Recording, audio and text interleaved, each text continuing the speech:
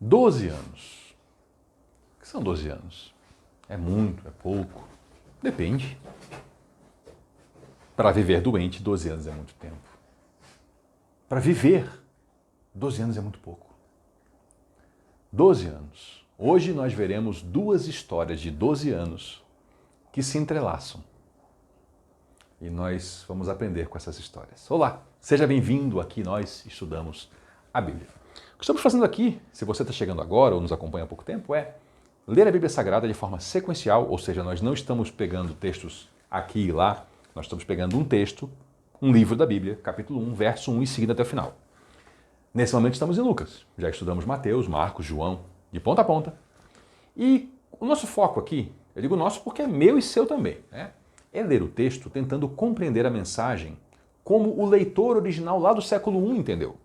Então a gente tem que estudar a história, a geografia, a política da época, a religião ou as religiões, né? Porque tinham os romanos, tinham os gregos, tinham os judeus. Dentro dos judeus tinham vários grupos diferentes também, visões diferentes sobre a fé. Nós precisamos conhecer um pouquinho da cultura, de costumes e termos da época, para a gente extrair o máximo de conteúdo para os dias de hoje. Vamos lá então? Nesse momento, capítulo 8, já estamos aqui pela altura do verso 40. Jesus esteve no outro lado do lago da Galileia. Lá ele libertou um homem que estava possuído por uma legião de demônios, voltou, e quando voltou, uma multidão recebeu com alegria, porque todos o esperavam. Contraste, né? No outro lado lá, o pessoal, morrendo de medo dele, suplicou que ele fosse embora. Quando ele voltou, o pessoal recebeu com alegria, porque o esperavam. Então, um homem chamado Jairo, ele era o chefe da sinagoga. Ele veio e se prostrou aos pés de Jesus, implorando que fosse à sua casa, porque sua única filhinha, de cerca de 12 anos, estava à morte. Jairo era chefe de um ambiente chamado sinagoga, que era onde as pessoas se reuniam para orar, para ouvir a palavra de Deus. E na religião judaica, a sinagoga não é templo, tá? Por quê? Porque templo é a habitação de Deus. E na religião judaica, Deus não habita na sinagoga. Deus habita no mais alto dos céus e Deus se faz presente também, habita no templo em Jerusalém. Só lá. Hoje não tem templo em Jerusalém. O último foi destruído, o próximo não foi construído ainda. Então, é só no mais alto dos céus. E então a sinagoga era um local de reunião. E ser chefe da sinagoga era uma posição assim de muita importância. A pessoa tinha um respeito da comunidade e certamente um grande conhecimento das Escrituras para chegar a chefe de uma sinagoga. Esse homem veio e se prostrou diante de Jesus. Nós precisamos entender que para um judeu isso aqui é radical. Por quê? Porque se prostrar para um judeu é um gesto de adoração. E a adoração é somente a Deus. Somente. Somente. Somente. Ponto. Um judeu não se prostra diante de uma outra pessoa. Nós temos inclusive a história lá dos amigos de Daniel, no Antigo Testamento, né? Que foram condenados a queimar numa fornalha porque eles não se prostraram diante do rei. Então, veja que é um ponto sério. E Jairo, publicamente, na frente da multidão, ele vai e se prostra diante de Jesus. Ele está reconhecendo com esse gesto que Jesus é o Messias. Ele está fazendo isso. E ele suplica para que Jesus vá à sua casa. Por quê? Porque ele tem uma filha, sua filha única, 12 anos, e essa criança está à beira da morte. E aí, então, Jesus vai e a multidão vem comprimindo. Lembra que Jesus voltou de barco e tinha uma multidão. Jesus tem que atravessar essa multidão com Jairo. E a multidão comprime Jesus. E ali estava uma mulher que havia 12 anos também. Estava doente, com uma hemorragia, um fluxo de sangue. Era como uma menstruação contínua. E essa mulher gastou tudo que ela tinha com os médicos, mas ninguém pôde curá-la. E não era só a doença física, tá? Dentro da cultura judaica, da religião judaica, essa mulher estava desqualificada para uma série de eventos da religião. Por quê? Porque enquanto durasse o fluxo de sangue de uma mulher, ela não podia participar de uma série de coisas. Ela tinha impureza cerimonial. E essa mulher estava permanentemente nesse estado havia 12 anos. E ainda empobreceu. Então ela estava doente, pobre e ainda excluída do serviço religioso. Uma situação muito ruim. E essa mulher, ela chegou por trás de Jesus, multidão, e deu um toque na borda do manto de Jesus e de pronto cessou a hemorragia dela. E aí o Senhor falou, quem me tocou? Todo mundo negou, né? Aí Pedro falou assim, mas Senhor, olha a multidão, a gente está atravessando a multidão te aperta. E o que isso quer dizer como alguém te tocou? Tipo, todo mundo te tocou, né? O Senhor falou, não, alguém tocou em mim, eu sei que de mim sai o poder. É praticamente como se essa mulher tivesse tomado para si uma bênção. E como que isso é possível? Como que alguém consegue quase que roubar uma bênção de Jesus? Eu vou lhe explicar que essa história é mais longa e mais antiga e mais profunda do que parece lendo só aqui. Tá? Ela tocou aonde? No manto, na borda, né? Tem uma palavra hebraica para isso, tzitzit. Ela tocou lá. E aí, essa região, ela tem um nome em hebraico, além de tzitzit, ela tem um outro nome. Eu vou ter que puxar aqui até para poder lhe dar certinho a palavra e a sua pronúncia, que aparece já no Antigo Testamento, e eu vou lhe falar da importância disso. Né? Vamos lá. Kanaf. Kanaf é uma palavra que quer dizer borda ou extremidade, cantos. Ela aparece com diversos significados. Quando essa mulher foi lá e tocou nessa kanaf, nessa região, na verdade, ela estava se apropriando de uma promessa que Jesus deu para ela anteriormente. Como foi isso? Jesus é Deus, você sabe disso. Isso aqui é a palavra de Deus que nós estamos estudando. Bom, se nós voltamos lá no Antigo Testamento, no livro de Malaquias, capítulo 4, verso 2, lá o Senhor dá uma promessa que diz o seguinte: para vocês que reverenciam o meu nome, o sol da justiça se levantará, Jesus, trazendo cura em suas asas. Asas, em hebraico, também é kanaf. É a mesma palavra para a borda do manto.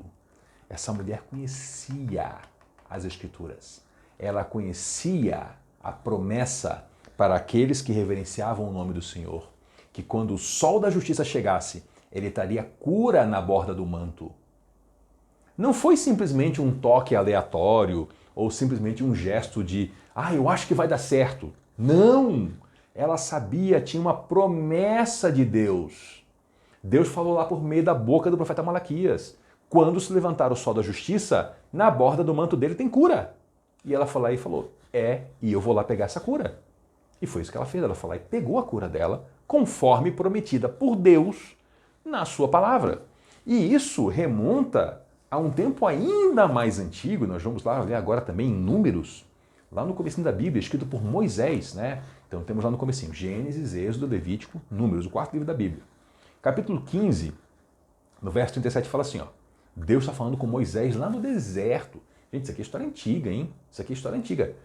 Milênios atrás, o Senhor disse a Moisés, diga o seguinte aos israelitas, façam borlas nas extremidades das suas roupas e ponham um cordão azul em cada uma delas. Sabe qual era a palavra para essas borlas, extremidades? Kanaf.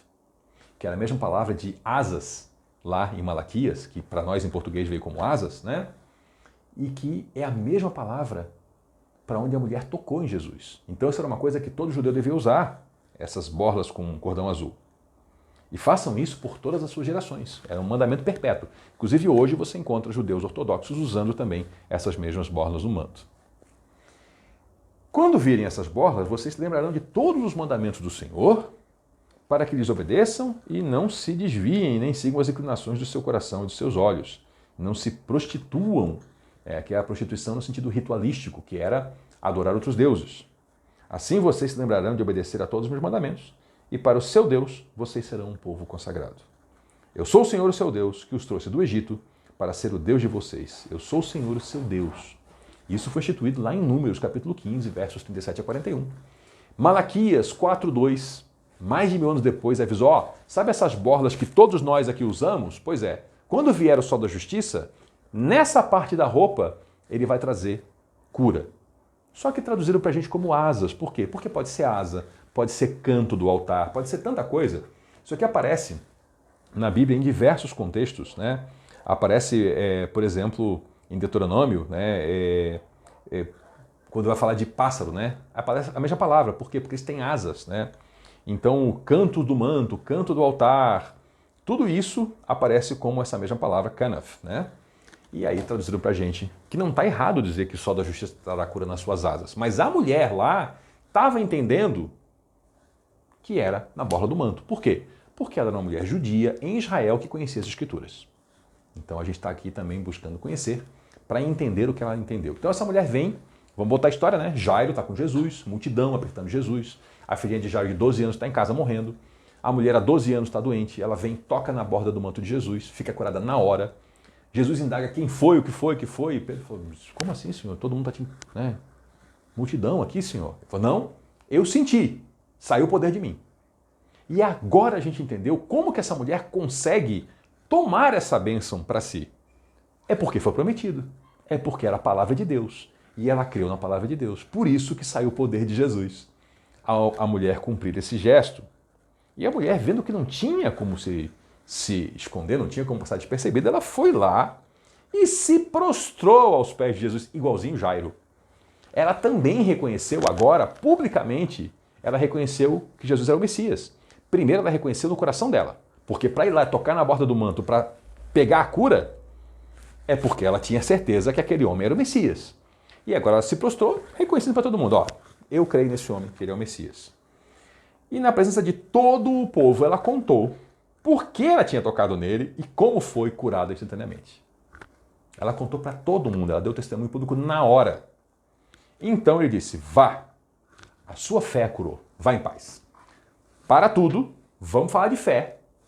Fé não é uma energia interior, uma força que você faz com a mente, assim, quase tremendo e apertando as mãos, que uma coisa vai dar certo. Fé, na Bíblia Sagrada, é confiança em quem lhe prometeu. É acreditar na palavra de quem lhe deu essa palavra. Portanto, a fé só faz sentido se uma palavra lhe foi dada. Fé, no contexto bíblico, é caminhar com Deus, é acreditar no que Deus fala. Veja que foi a fé dela que a curou. Que fé? Uma força interior? Não. Foi ela acreditar na promessa dada lá em Malaquias 4:2, que se referia a Números 15. Ela acreditou nessa promessa e ela agiu de acordo com essa crença na promessa que foi dada. E o Senhor falou, a sua fé a salvou. Então esquece essa coisa contemporânea que a gente tem. Eu tenho muita fé. Mas em quê? Não, é uma fé que eu tenho de mim mesmo. Não, mas fé é acreditar que vai ser cumprida uma palavra, é confiar que o outro vai fazer. O que lhe foi dito? Aí a pessoa pode parar e dizer assim, não, então não tem fé, porque Deus não me prometeu nada. Aí é que eu lhe tranquilizo, prometeu sim. Isso aqui, ó. Tudo isso aqui é para você, tá bom? Então, prometeu sim, tem muita coisa para você aqui. Vamos ler juntos e entender. E aí você começa a entender que fé não é uma coisa que é uma energia interior. Não, fé é o seguinte, eu leio a palavra de Deus, eu creio que essa palavra se cumpre e eu vou agir de acordo com esse crer. Aí é fé. Se não, é só, sei lá, pensamento positivo, né? Não passa disso. Quando então Jesus estava falando com essa mulher, chegou alguém lá da casa do Jairo. Lembra que a menina continuava doente lá, 12 anos, né? Doente à beira da morte. E falou assim pro Jairo assim, Jairo, a menina morreu. Não incomoda mais o mestre. Acabou. Jesus ouviu isso. E ele virou para Jairo, ele não falou para a multidão. Ele deixou a mulher já está resolvido. Vai, tua fé te salvou, agora vai. Ele não olhou para quem trouxe a notícia, ele olhou para Jairo, um pai, no momento que a filha morreu. E ele fala assim, não tenha medo, não tenha medo. Apenas creia e ela será curada. Agora pensa em Jairo. Chegou a notícia que a filha morreu. Só que naquele instante que chegou a notícia, Jairo estava vendo uma mulher prostrada diante de Jesus, contando como ela estava há 12 anos doente. E só de tocar em Jesus foi curada. E aí esse Jesus fala assim, não tenha medo, apenas creia. Ela será curada. Aí a gente começa a entender fé. Aqui tem uma promessa para Jairo. Não tenha medo, creia, ela vai ser curada. Jairo confiou e foi com Jesus. Quando chegaram lá, o Senhor não deixou ninguém entrar. Todo mundo fora, só Pedro, Tiago e João, que eram os 3 mais chegados de Jesus. Dentro dos 12 tinham os 3 mais amigos, né? O pai e a mãe da menina, a menina era filha única, não tinha mais irmãos, ou seja, entrou a família e Jesus com os seus mais próximos, os mais íntimos do ministério. Esses 3 aqui, eles têm uma participação especial no ministério de Jesus, Pedro, Tiago e João. Ó, dá para fazer uma aula aqui só sobre a vivência dos 3 com Jesus, mas isso está ao longo dos evangelhos, né?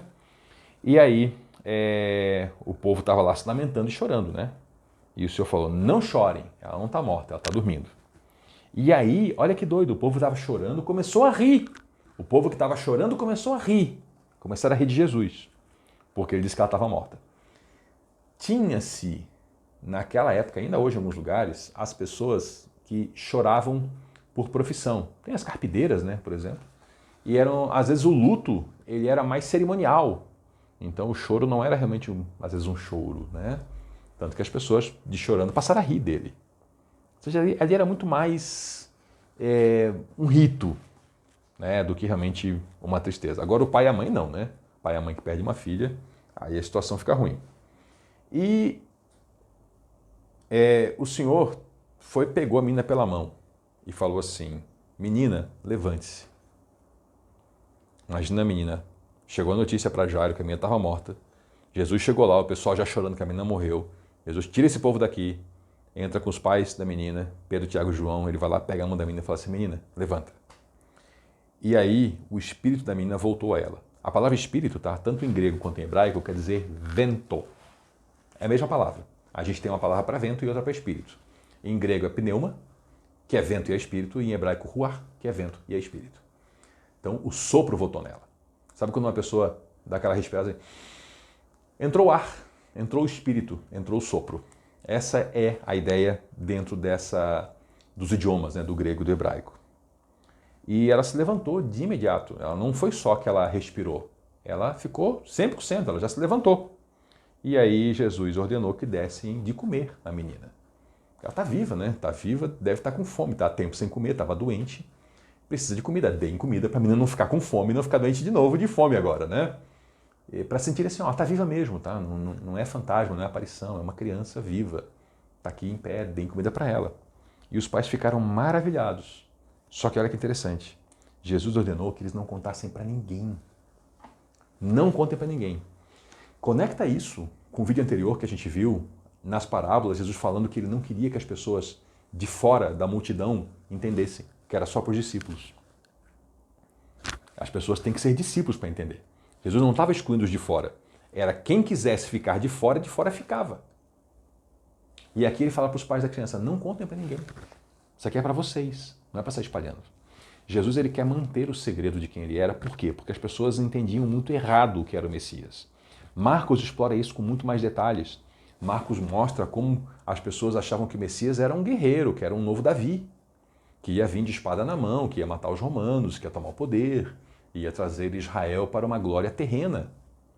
Então ele tinha que esconder a sua identidade até que ele pudesse revelar a sua identidade e as pessoas entendessem. E isso só foi acontecer de fato mesmo depois da ressurreição. Então nesse momento, se ele solta uma dessa, que a menina ressuscitou, essa multidão ia querer pegar ele e fazer dele rei, como tentaram em algumas ocasiões, né? Então Jesus ele tem que trabalhar também com as expectativas erradas das pessoas. Ele tem que corrigir essas expectativas.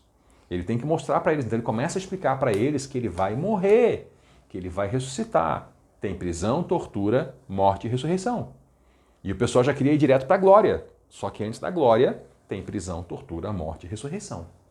Por isso que ele abafa a situação, fala, não contem para ninguém, isso aqui é entre nós. Muito obrigado por nos acompanhar até aqui. Volte na próxima, por quê? Porque aqui nós estudamos a Bíblia. Até lá!